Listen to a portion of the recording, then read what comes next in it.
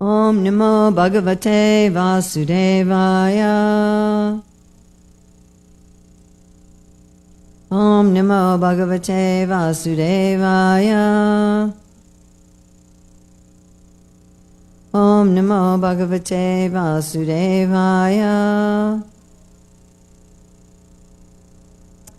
So it's January 10th, 2022.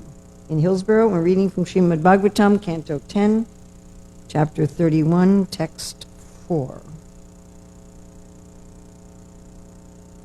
I really had a hard time with the meter of this. The meter's strange. Nakalu Gopika Nandano Bhavan Akila Dehinam Antarat Madrik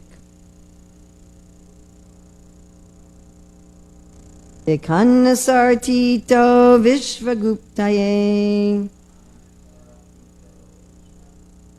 Saka Udeyivam Satvatam Kule. Na, not. Kalu, indeed. Gopika, of the Gopi Yasoda. Nandana, the son. Bhavan, your good self. Akila, of all. Dehinam, embodied living entities. Anta Atma, of the inner consciousness. It literally means, Anta means within, and Atma means the self, and it's Antar Atmana usually means the super soul. Vrik, the seer. Vikannasa, by Lord Brahma. Artitaha, prayed for. Vishva, of the universe. Guptaye, for the protection. Sake, O friend.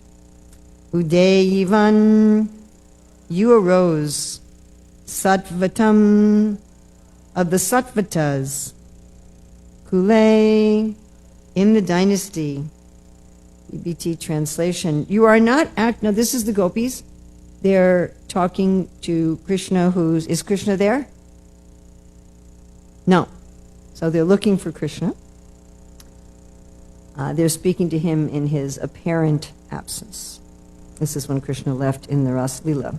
You are not actually the son of the Gopi Yasoda, O friend, but rather the indwelling witness in the hearts of all embodied souls. Because Lord Brahma prayed for you to come and protect the universe, you have now appeared in the Sattvata dynasty. BBT purport. The Gopis here imply, since you have descended to protect the entire universe, how can you neglect your own devotees? And the way Prabhupada translates this in Krishna book, Dear Krishna, dear friend, we know very well that you are not actually the son of Mother Yasoda or the cowherd man Nanda Maharaj.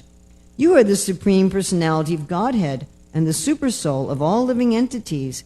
You have, out of your own causeless mercy, appeared in this world, requested by Lord Brahma for the protection of the world. It is by your kindness only that you have appeared in the dynasty of Yadu. Anybody pick up anything interesting about this verse?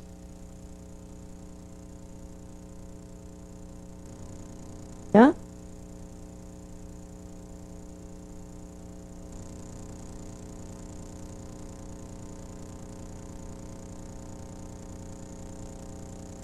Here we have our local Rishika, or Pandita, that the Gopis they relate to the Lord to Krishna as the Lord only when they're in intense separation.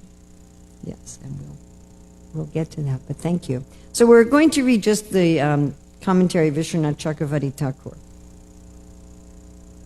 Krishna said, my dear Gopis, and Vishwanath Chakravarti Thakur likes to do this, he likes to add dialogue as his commentary. My dear Gopis, who are repeatedly talking irrationally, please maintain your composure. Do we say this to people when they're upset sometimes? Get logical and get it together. I, the son of Nanda, give happiness to everyone. Sarvananda Kanda. Yet you accuse me of the sin of killing women and betraying the faith of those who trust me. So this was the previous verses.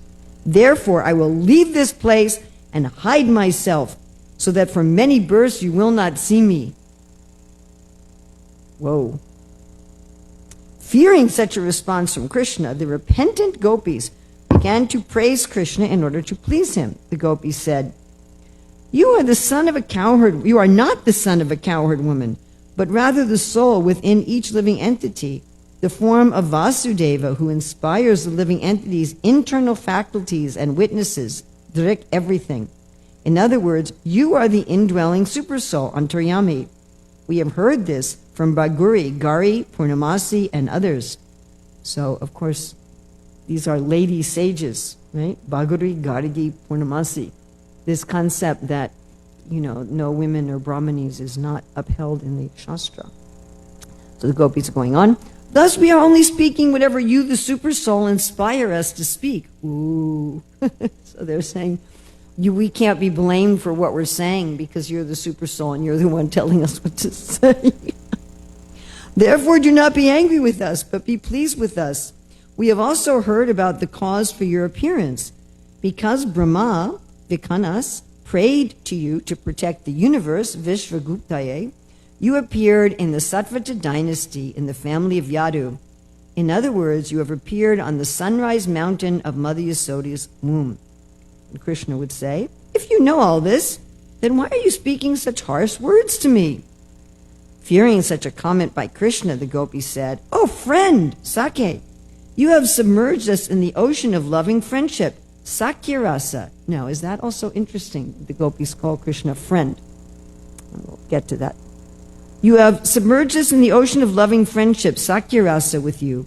As a friend, you protect the whole universe. So you should also protect us who reside within the universe. Another meaning, now here we see the acharyas engaging in hermeneutics.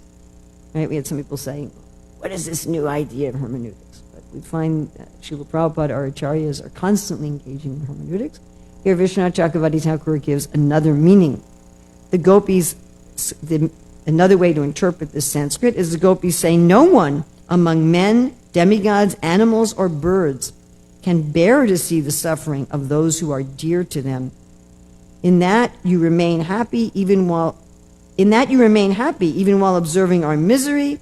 We must conclude that you are outside these four categories of creatures.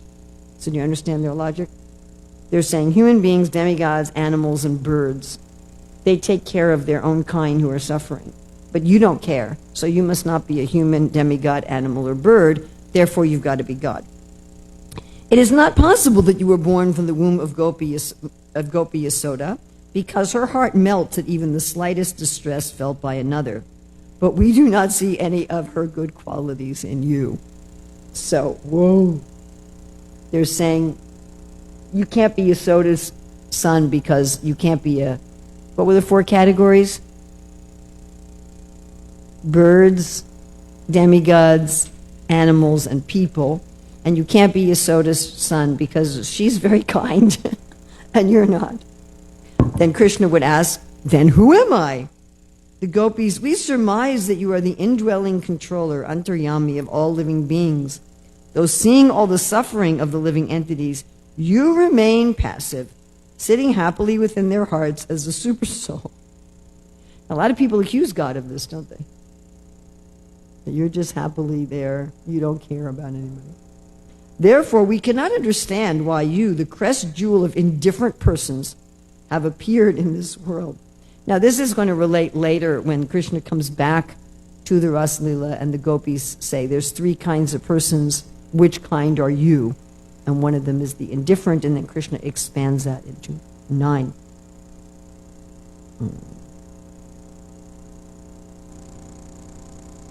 Requested by Vikanas Brahma, who desired to increase his own creation, you descended to this universe to protect it.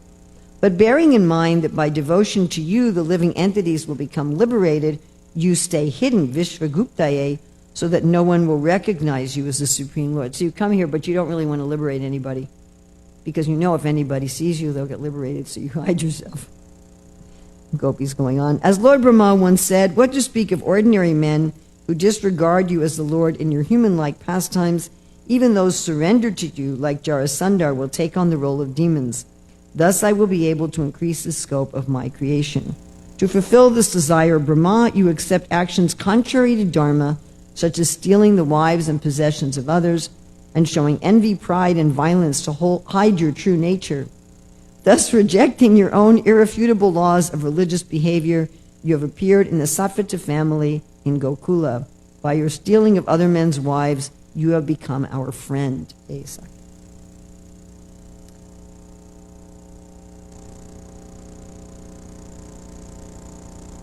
Akalo Gopika Nandano Bhavan Akila Dehinam Antarat Madrik Vikan Asar Tito Vishvaguptaye Sakha Ude Yivan Sattvatam Kule.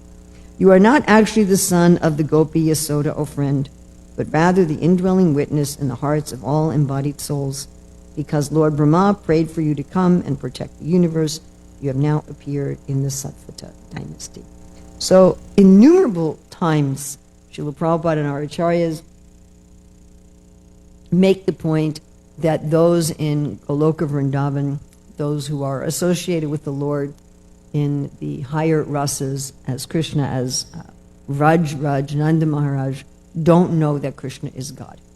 We hear this over and over and over again. They don't know that Krishna is God. But here we find that those in the highest platform, Srila Rupa Goswami and also Ramananda Roya, make the point that although each person's relationship with Krishna is the highest for that person, if we look objectively, the Madhurya Bhav is the most intimate rasa. And of those in Madhurya Bhav, the gopis are the highest. So if they're in this highest level of Ragatmaka Bhakti, how is it here they're saying, actually, we know you're God. We know you're not really just the son of Mother Yasoda, but we know that you're God. And this particular statement in Krishna book always bewildered me. You know, how is it the gopis say, well, we know you're not the son of Mother Yasoda. We know, and Nanda Maharaj, we know that you're the indwelling witness. So all of the pure devotees are actually the greatest philosophers as well. It's not that philosophy is unknown to these apparently simple village women, and they also know how to deal with Krishna very expertly. We see here Vishwanath Chakravarti Thakur is describing how the gopis are so expert in dealing with Krishna.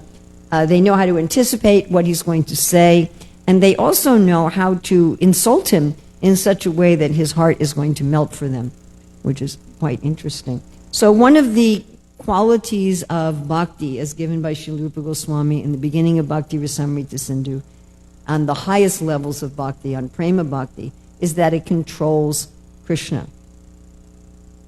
Now, ordinary conditioned souls would very much like to control God. If they can't be God, those who have figured out that, well, I'm not God, generally they try to control God. Yes? Isn't that right? Religious people who've come to the conclusion that I'm not God, their religious system is basically how to control God. Well, if I just, and we find this in the Hare Krishna movement too. This is not a question of just looking at people in other religious systems. If I just say the right prayers at the right time in the right way, if I do the right ritual at the right time in the right way, then I'm going to be able to control God. And of course, there are many who try to do this with demigods, not only in the Vedic tradition, but in the Greeks and the Romans and the Norse. So they would try to control the demigods. And it's a little easier to control the demigods because they're also conditioned souls. So they may respond, at least some of them are pure devotees, they may respond more to flattery or bribes. Actually, Prabhupada writes that going to the demigods is like trying to bribe a government official. You know, there's a rule, but you go to when I was trying to get a visa to Russia one time, so I wasn't able to get the visa for Russia, and I went in the Russian embassy, I think in Budapest.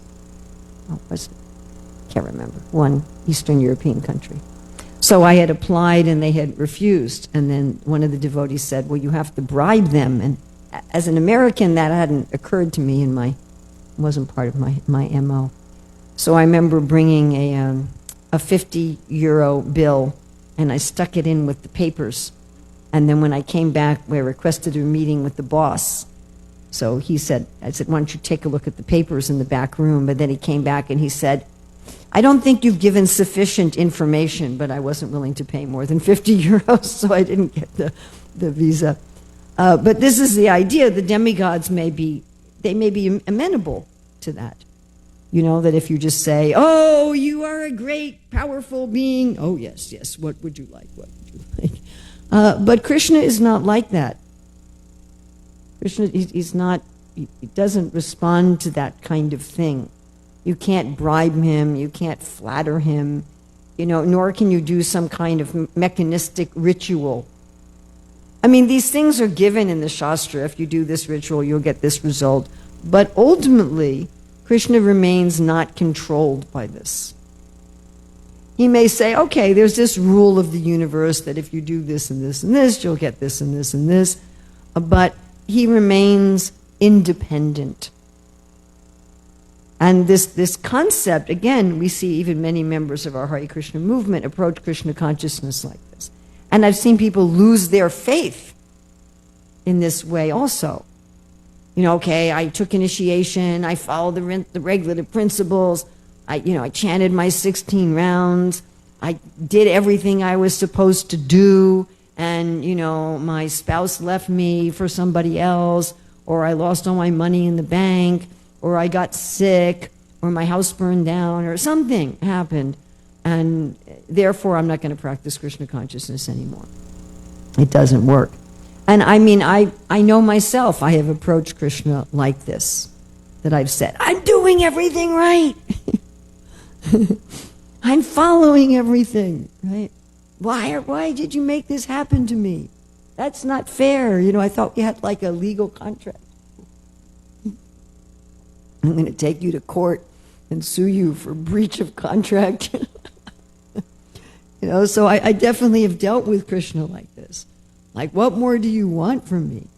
Of course, then there was a time that Krishna said to me, actually, you're really just a nonsense rascal and you haven't done anything right, but that's another long story. So how is it that these pure devotees, how do they control Krishna? Well, first of all, they are totally familiar with tattva. I mean, we find these gopis, they are also appearing eternally as the associates of Sri Chaitanya Mahaprabhu. So they're appearing eternally with Krishna and his Leela, and simultaneously they're appearing eternally with Sri Chaitanya Mahaprabhu. And as Maharaj mentioned the other day about Jiva Goswami, how he's the greatest scholar, but he's a gopi. And he's a Manjari gopi. He's a very young little girl. You know, we don't generally expect like a 12-year-old girl, 11, 12, 13-year-old girl, to be expert in philosophy. We have in Mayapur Dham one very little girl who's like that.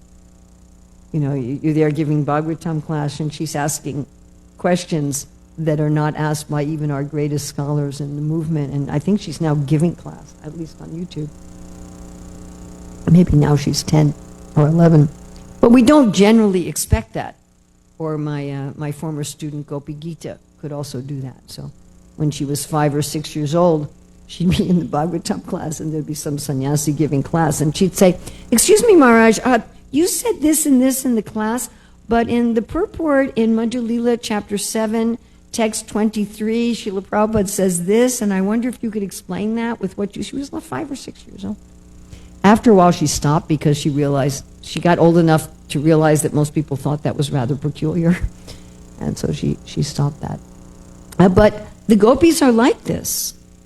Jiva Goswami is writing the 6 Sandarbhas about all the tattva.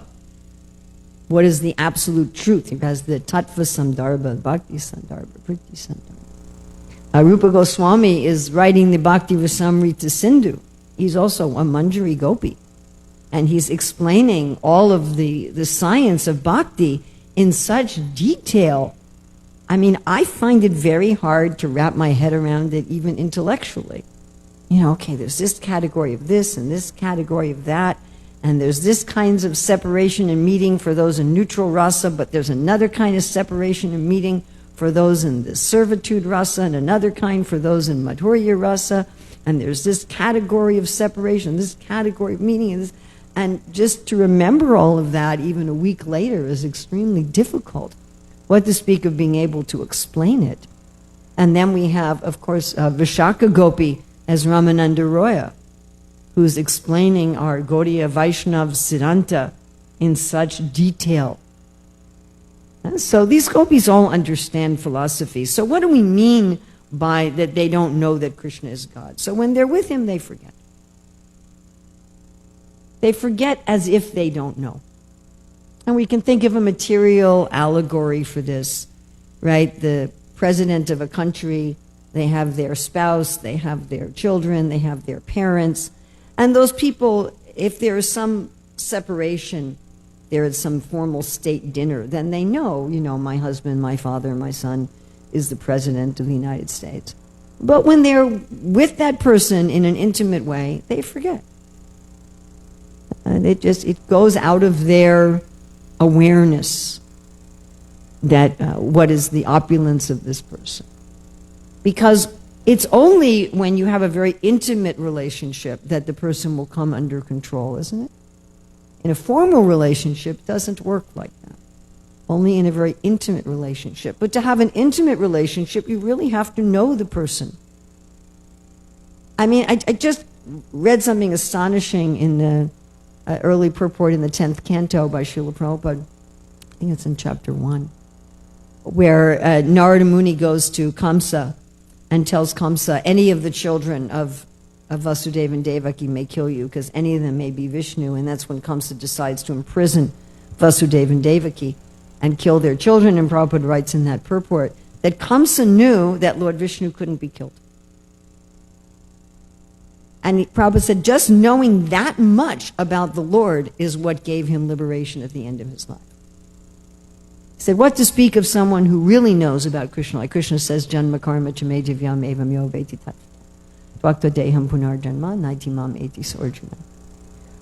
So if someone's going to have some control over us, they have to know us, isn't it? I mean, we're not going to voluntarily let someone control us if they don't know us.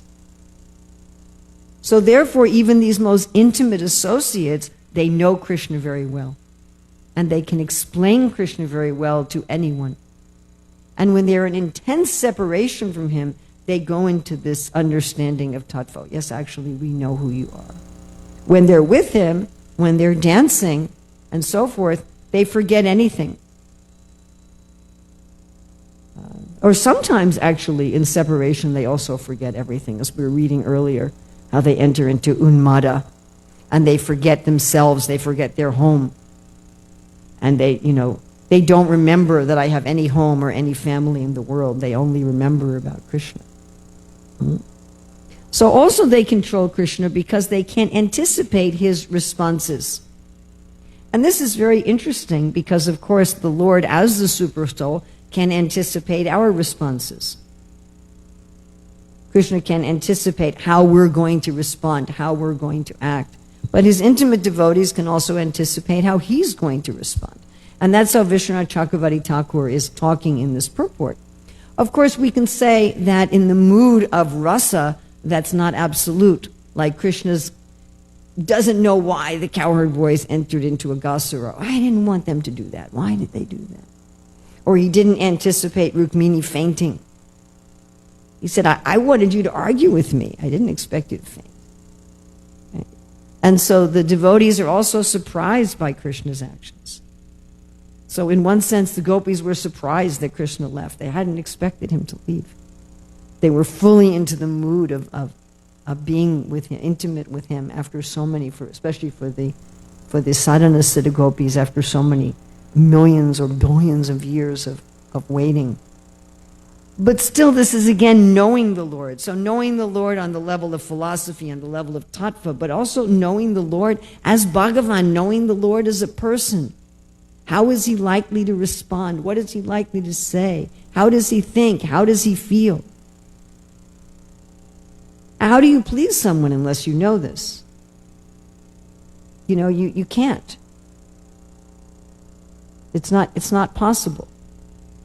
And we find in this world so many difficulties occur because people don't know each other very well. They're thinking, well, you're going to like this if you do this. And the other person's, oh, I don't like this at all. Why did you think I would like this? Right? Or someone say, well, you're not going to like. No, I do like that. Misunderstanding each other. Right? I mean, sometimes we've planned out a whole thing for a person and they're like, oh, that's not what I want. You know, or people do that for us. I give the example with the 6 loving exchanges that when I was traveling all the time with just one little suitcase, people would give me big glass bottles of olive oil. You know, great big, or big glass bottles of honey. And I'm like, but I'm traveling with just a little suitcase. What am I going to do with a glass bottle of honey? And I'm thinking, you know, the people didn't even think at all that this person's going to go on an airplane and you can't bring liquids on the airplane, and then a glass bottle, it's going to break in your suitcase. I mean, I have one friend who brought plastic bottles of maple syrup in a check-in bag to India, and one of them spilled in the check-in bag, and then they made an announcement over the loudspeaker, you know, your bag is leaking. And they told me their stuff smelled like maple syrup for years later. You know, so we have to know something about somebody. Yes, and the devotees, they control Krishna because they really understand him. Now, in one sense, nobody can understand Krishna perfectly. Right? There's, as we were saying in Rasa, there's some mystery even for Krishna. Yeah? Krishna creates a sense of mystery. Many years ago, I read an article about relationships in this world, and it was saying relationships die when there's no sense of mystery, when intimacy leads to contempt. Oh yeah, I know all about you. I mean, one of the best ways to keep the attention of an audience when you're speaking is to create a sense of mystery. I once read an article by a professor, a science professor in college, and he said he would present some mystery at the beginning of the class and gradually solve it. And he said students would actually stay after class if you didn't fully reveal the mystery by the time the bell rang. And we're so wired like this. This is the whole idea of clickbait, right? There'll be something that pops up on your phone or on your computer that presents some sort of a mystery. And then, you know, before you figure out this tactic, you know, you may go to it and then you find it's like 50 different things you have to click on, and they draw out this thing, you know, ad infinitum to just tell you something completely stupid at the end of the whole thing. But we are intrinsically wired to be attracted by something that's mysterious. We want to know, we want to understand. So although the gopis can anticipate Krishna and they know Krishna, and although Krishna can anticipate them, in this rasa there's also some mood of mystery. Well, what will Krishna say? Well, what will the gopis say? What will Krishna do? What will the gopis do? You know, so that it's always this discovery. But at the same time, the gopis are very expert at this repartee with Krishna. Now, what does Krishna say? And we're going to have an answer for him. And it's interesting that this is one of the anubhavs. This is one of the, when I read this, I was so happy, that this is one of the voluntary expressions of emotions in ecstatic love for Krishna, and that is to be able to argue on the basis of Scripture. I'm like, wow, I'll get to do that in the spiritual world too. So this is, of course, what the gopis are doing with Krishna. Now, they're also controlling Krishna in a sense that here they're insulting him, and they keep insulting him. But Krishna's actually charmed by that. And, of course, Vishwanath Chakravarti Thakur has Krishna threatening them. That's saying, well, if you're going to insult me like this, then I'll leave you for many births. And they know that he can do that. Right? In fact, these sadhana siddha gopis, some of them were with Ramachandra, some of them were the personified Vedas. They had to wait for a very, very, very long time to join Krishna's pastimes. So when Krishna says, hey, I'm going to leave you for many births, they're like, ah! You know? But they do know how to insult him, such that they endear themselves to him. Now, this is not something that a conditioned soul should try. It's not something that should be imitated. It's not that those who are on the platform of Vaidhi Bhakti should go to the deities and start insulting them. This is not a very good idea. But we can understand that those who are on this intimate platform can do that. We have that. Was Hridaya Chaitanya chasing the deities with a stick? Right? And told them, wasn't it the deities jumped off the altar and went into the kirtan? Yes?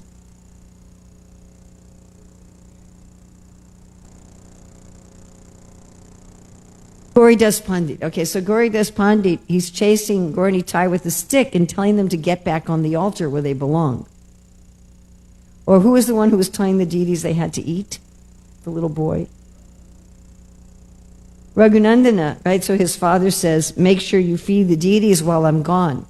Like Leela Shakti goes someplace and she says to someone, okay, you got to cover the offering, you got to do this. So Raghunandana is like, you got to eat. The ladu's still on the plate. You're not eating. Right? Again, this is not something that we should imitate. But the gopis they're insulting Krishna. They're saying, you don't care about anybody. Look, your mother is soft-hearted. Like, what happened to you? What's your problem? Why don't you be like your mother? You're not even like a bird. You're not even as good as a bird. I mean, even the birds take care of their own family members. I think it's ostriches who have like nursery schools for their children. I'm pretty sure. And so they're insulting him, but it's very loving. So I was, many, many years ago, like 20 years ago, I think, I was at one of the first large seminar gatherings in ISKCON. This was when now it's common, but in those days it hadn't been done yet. So it was one of the first times when there was a big gathering of devotees with different classes, and I think we had about 200 people there, and maybe like 12 speakers. Radhika Raman was speaking. He spoke on Jiva Goswami, incredible talk. Bhakti-Vigyan Maharaj talked about liberation by sound. First time I met Maharaj, that was just blew me away. Bhakti Tirtha Swami was there. So at the end of the whole event, after all the speakers were done, everything was done, there was a farewell ceremony, and all of us who had been speaking, I don't even remember what I spoke about that time, all of us who had been speaking were sitting up on the stage, and this one devotee who had helped organize the event went with us one by one in front of 200 people who were from all different nationalities and cultures and insulted each of us. So usually at the end of an event, you go and you praise each of the people. But instead, he went and insulted each of us. And I'm up there on the stage. I couldn't easily, leave, but I was feeling increasingly uncomfortable. And afterwards, we were eating at Govinda's, myself and this person and one member of the GBC. And I said, Prabhu, really, you shouldn't be insulting the speaker. Why are you insulting Sachinandan Maharaj and Bhakti-Vigyan Maharaj and Bhakti Tirtha Swami in front of all these people? And he said, well, where I come from, insulting is a sign of love. And I said, Prabhu, that's true everywhere, but that's only true in a very intimate setting. It's not true in a public setting in front of these people's students. And I said, most of these people were just completely scandalized. So, but this sort of intimacy with Krishna controls Krishna. It says that Krishna is more pleased with the insulting words of his intimate devotees than with the glorification of the Vedic literatures. So the gopis have this mix, and all the intimate devotees to one degree or another, they have this mix of knowing Krishna's God, knowing he's his supreme Lord, knowing him very well, and at the same time having this incredible intimacy with him such that they can insult him. And so indeed they are able to control him, and of course, because they are able to control them, he does return, and Krishna stays with the gopis actually eternally. And Krishna says to them, you control me so much that I can never repay you. So, questions, comments? Maharaj, yes.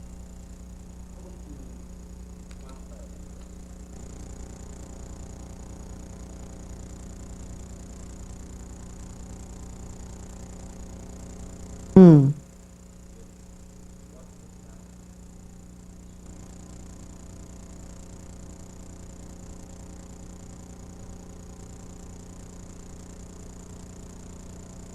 Oh, that's a really interesting point. Maharaj is asking, would the gopis still talk about Lord Brahman, embodied souls in the spiritual world?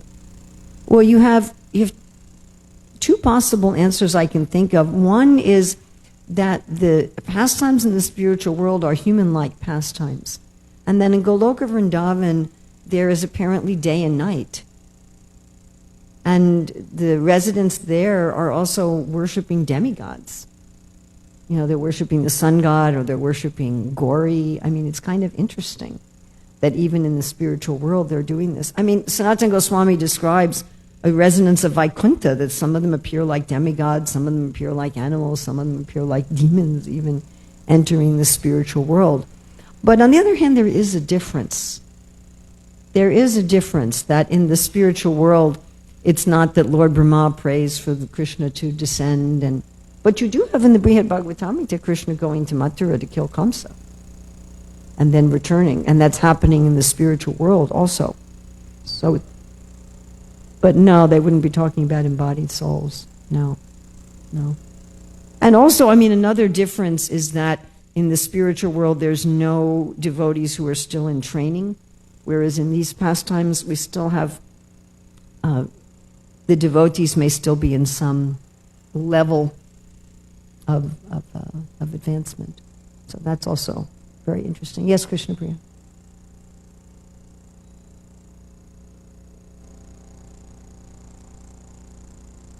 Yes. So to say you're the indwelling witness, so also to talk about Paramatma would not be going, because there's no Paramatma in the spiritual world. Yes. So this exchange is, in these specifics of it, is only happening in the material world. Yes. Thank you. Srila Prabhupada ki jai. Śrīmad-Bhāgavatam ki jai.